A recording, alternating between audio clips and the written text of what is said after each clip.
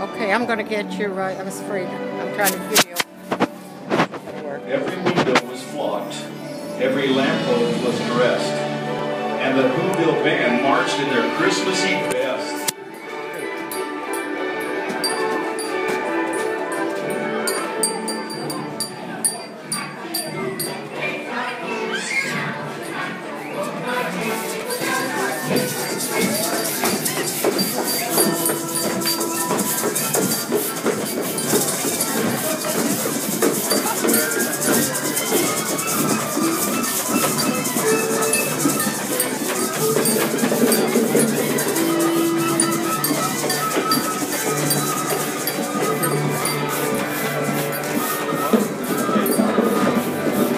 Arbor Day was fine, and Easter was pleasant, and every St. Fizzin' Day they ate fizz pheasant.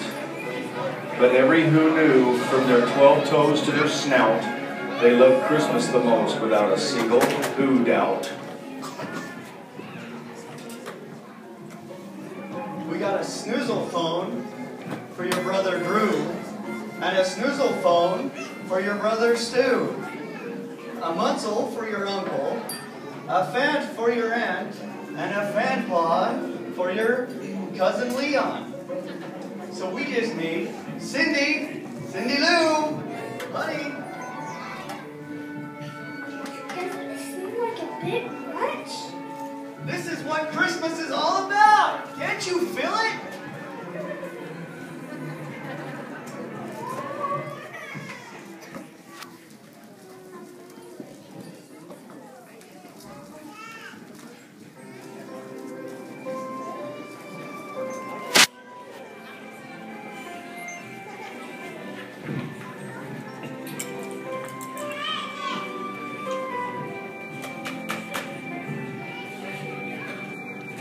Where are you, Christmas? Why can't I find you? Why have you gone away? My world is changing. I'm rearranging. Does that mean Christmas changes too?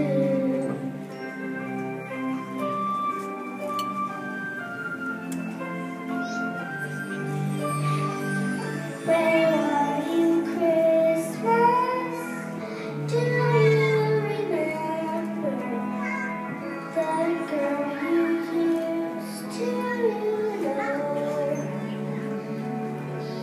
You and I were so carefree that nothing's easy. Did Christmas change or just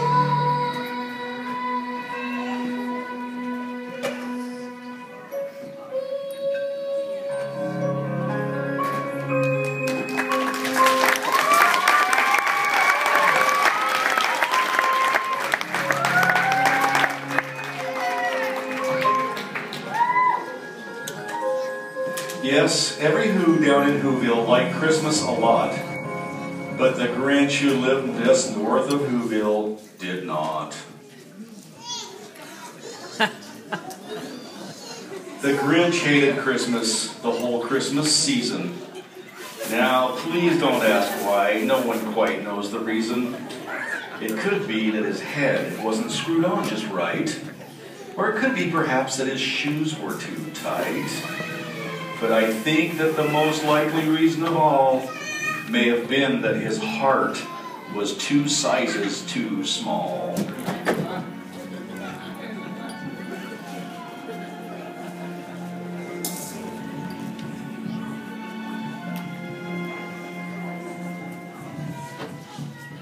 Boy, nothing greets Christmas, right?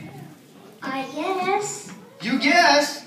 Well, it's just, I look around at you and Mom and everybody's getting all kerfuffled. Doesn't this seem superfluous?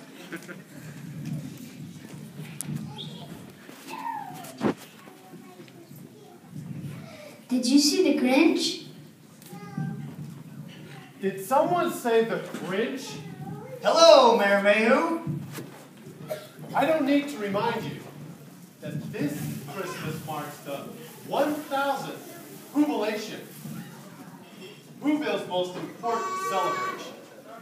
And according to the Book of Who, every size of who we can measure knows that jubilation is a time we must treasure. We must never provoke that one person who lives 1 billion kilometers from here. We must never provoke the Grinch. So whatever the reason, his heart or his shoes, he stood outside his cave, which is over there, hating the Who's.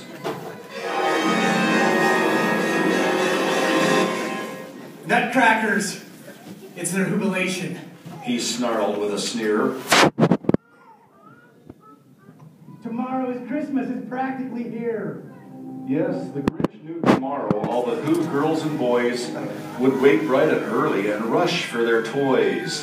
Oh, the noise, the noise, the noise. They'll bang their flute flounders. They'll flaunt their cheap jinglers. They'll bounce their bounders. Oh, the noise. Then the Who's young and old would sit down to a feast, and they'll feast, and they'll feast. And they'll feast, and they'll feast, and they'll eat their Who hash, and they'll eat their roast beast, and they'll eat their Who pudding. Oh, and the roast beast. That's the part I can't stand the least. And the more the Grinch thought of what Christmas would bring, the more the Grinch thought, I must stop this whole thing.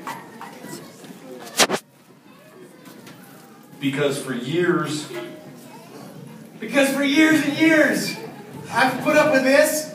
I gotta stop this Christmas, but I don't know how. Then he got an idea, an awful idea. The Grinch got a wonderful, awful idea. I know just what I'll do.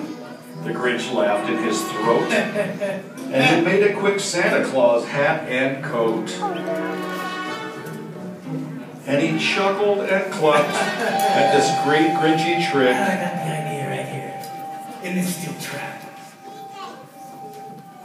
With this coat and with this hat, I'll look just like St. Nick. Oh, I forgot about the reindeer. Now, did that stop the old Grinch? No. So he called his dog Max. Max! Max! Where are you, Max? Max! Here, boy. Come on, boy.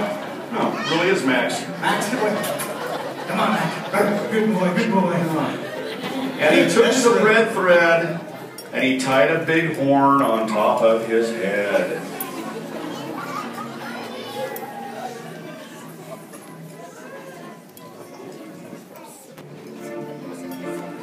All their windows were dark. Quiet snow filled the air. All the Who's were all dreaming sweet dreams without care. When he came to the first little house on the square, Max, this will be our first stop. the old Grinchy Claus hissed, and he climbed to the roof. Empty bags in his fist, he slid down the chimney and rather tight pinch. But if Santa could do it, so could the Grinch. He got stuck only once for a moment or two. Then he stuck his head out of the fireplace flue. Where the little Who stockings all hung in a row. These stockings right here, He grinned. they'll be the first to go. Then he slunk to the kitchen. He eyed the Who's feast. He took the Who pudding, and he took the roast beast. The roast beef, yeah. He cleaned out that kitchen as quick as a flash. Why, that Grinch, he even took their last can of Who hash. Then he stuffed all the food up the chimney with glee. And now, Grinned the Grinch. time for the tree. And the Grinch grabbed the tree and he started to shove when he heard a small sound like the coo of a dove.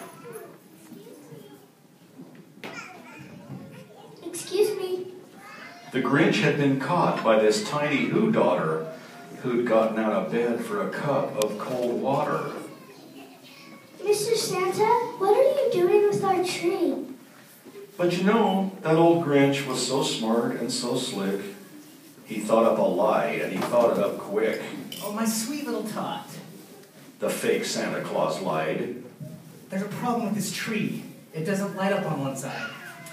So I'm going to take it to my house and to my workshop up there, my dear, and I'll fix it up there, and then I'll bring it back here. And his fib fooled the child. Then he patted her head, and he got her a drink, and he sent her to bed. And when Cindy Lou went up with her cup, he went up the chimney and stuffed the tree up. She's asleep. And the last thing he took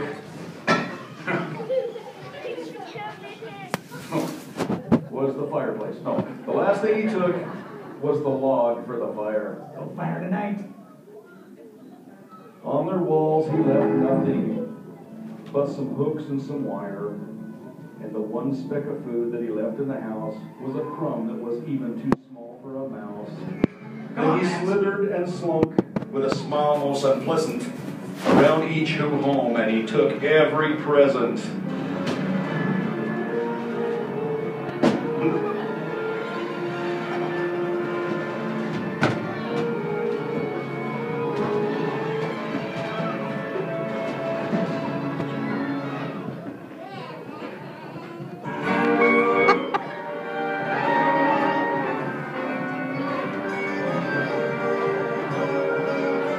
You're a mean one, Mr. Grinch. You really are a heel. You're as cunning as a cactus, and as charming as an eel, Mr. Grinch. You're a bad banana with a greasy black peel.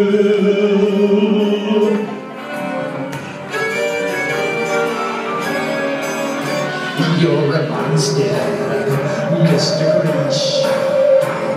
Your heart's an empty hole. Your brain is full of spiders. You've got garlic in your soul, Mr. Grinch. I wouldn't touch you with a 39.5-foot pole.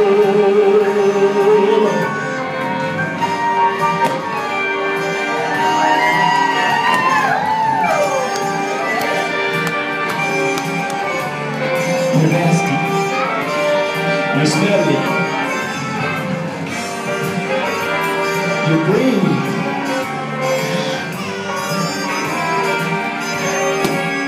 Even if you ask the who's who of Whoville, there's no denying.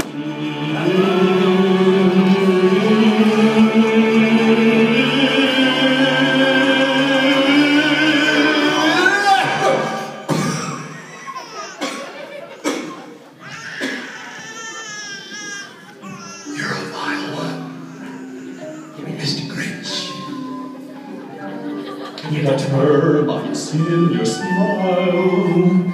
You have all the tender sweetness of a seasick crocodile, Mr. Grinch. Given the choice between you, I'd take the seasick crocodile.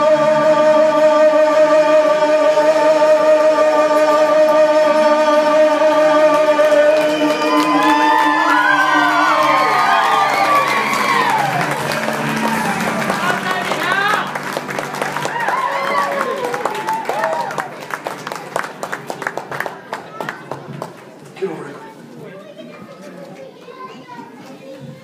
3,000 feet up the side of Mount Crumpet, Come on, Max, here, boy. where the Grinch is headed now, Come on, Max. he rode up with his load to the tip top to dump it. I get the boys. I'm gonna dump this over this Mount Crumpet.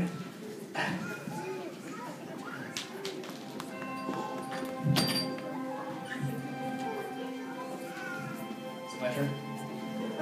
They'll be waking. They'll be waking up now. And I know just what they'll do. All those who's down at Whoville, they're all gonna cry.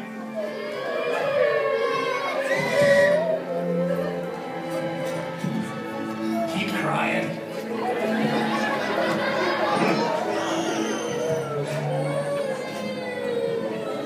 This is all the Grinch's fault. He